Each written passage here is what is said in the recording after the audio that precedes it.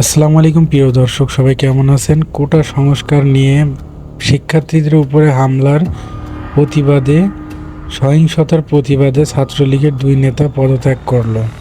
আসলে এটাই আমি মনে করি আসলে মানুষের হৃদয়ের পরিচয়। কারণ শিক্ষার্থীদের উপরে বর্বর অত্যাচারের বিরুদ্ধে প্রতিবাদ করে ছাত্রলীগের দুই নেতা পদত্যাগ করল।